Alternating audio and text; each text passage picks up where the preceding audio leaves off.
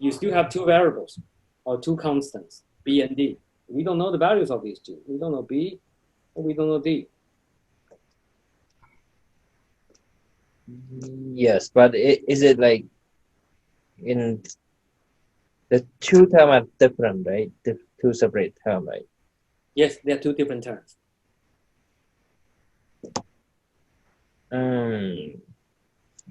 I still kind of like got lost at this point. Why you will get lost? And use, if this is, I don't think this is too fast. If you look at the expression, we still have equations of what? From equation 5 and 6.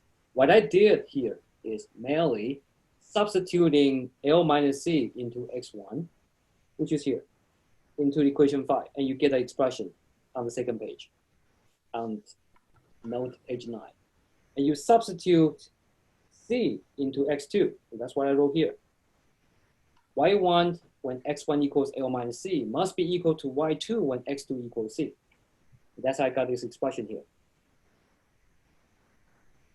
And there shouldn't be any ambiguity, right? Just plug in the condition. We already know A and C are 0, so you don't have to plug in the values for A and C. You only have two terms, which is from this expression. That's how I got this condition here. And which part is unclear to you? But isn't A and C 0 because so x1 is 0, but yes. In this case, x1 is L minus C, so shouldn't we still have it, the term A and C? No, A is 0, we already know it. Oh, okay. So whatever you have the value for x1, even it's not 0, but if you multiply by A, which is 0, you're not going to get anything from, which is I escaped the first term. Okay. That makes sense? Right?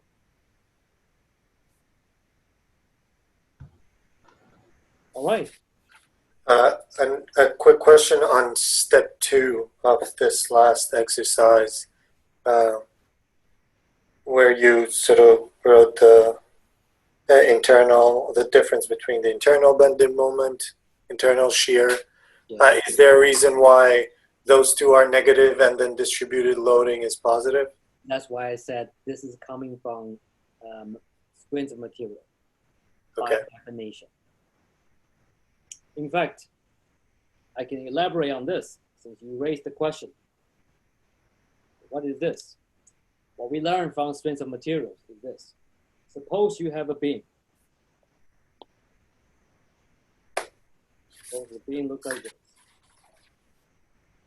Right? And of course, this was defined by someone. I don't remember his name right now, but I may have time to look it up. And if the beam deflects like this, and if you cut one element out, take it out, we look at the moment distribution. So if it bends like this, and we know that internally the moment looks like this, and the shear goes like this, that's what we know. We call this positive moment and positive shear. This is just definition. In fact, if you are curious, in some corners of the world, like in Russian system, they define the opposite way. And also in the Japanese system, they also define the opposite way. So this is the system we've been following. If you have not noticed that, this definition, you can use it in structure analysis, in strength of material, everywhere. That's just definition. Why we define this way? Why you can, of course, you can also define this to be positive. But the definition we've been following, and maybe at the time you haven't even noticed, we already use negative sign for that, and we've been using the system at least in America or in most Western world. Okay. All right. So this part is from the strength of material, not from structural stability. It's not my definition, so I should not be responsible for that definition. Somebody else with much more famous reputation and achievements made that decision for us. No, I understand. It's been 4 years since I did structural analysis. No. take this opportunity Yeah. to We'll grab have to textbook refresh. and to know that what do you need in succeeding structural stability. Mhm. Okay, thank you. Sure. Can you go back to that last page just so I can copy that drawing, please? Oh, sure. Yeah, right there. Thank you. Yeah, this is the part I'm not going to keep it. I just do this because it's ugly. So can I erase it? Yeah, I'm all set. Thank you. I need the space for next week. This is ugly, so I'm not going to keep it like this.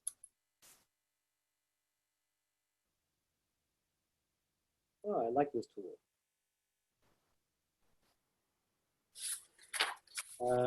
Those of you still stay, I presume you have questions or you just don't have any other things to do.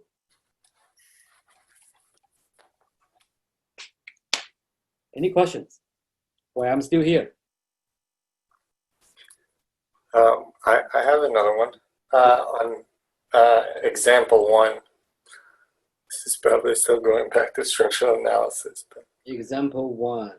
Example one. Example one. you passed it. Oh, I passed it? Yep. Oh, wait. Right here? One more. There you go. Yes. So on step 1, we can just look at that. The column member has shear, so horizontal forces. Mm-hmm. Would those be also in the beam? In the beam? So right here, so there's these two horizontal. Would they also be here and here? Yes. Yes. Yes. And I learned something that's I should not let you to control my screen. So that's one thing I have to figure out how to prevent you from doing it. But you successfully found the loophole in the system. All right. And the answer is yes. Yes, this force will pass there and will be balanced at this end. Okay. But even that, the beam member AC still has no force, this P, acting on it. And that's why you can still use the shape to define the direction of internal bending moment. Understood. Mm-hmm.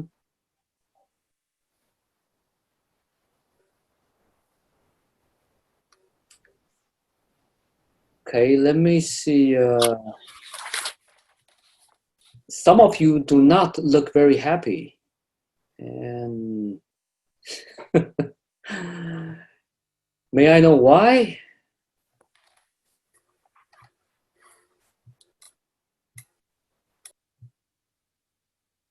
Let me see who this one is. Well, actually, I cannot, unless I stop sharing. Chris, you do not look chilled. I don't know. I mean, Because of the it's been a long day. What? Okay. Well, thank you, Professor. Have a good night. Have a good night, everyone. Yep. I understand that maybe because of some of the material has been loaned back. So don't feel bad. All right? Okay, I'm fine. It's just been two long nights. So I had this tonight, and then we had a other graduate course last night. So it's been 2 very long days of schoolwork. No. Don't get me wrong. You don't have to apologize anything. All right? I just want to know that is any place I can make your learning experience more pleasant. I don't have. No. I don't No, know. I mean, you did a pretty good job tonight. I understood pretty much all of it. So thank you. Sure. Okay, so for the rest Thanks, of Professor. Have a good night. you too. Thank you, Robert. Good night. Any questions?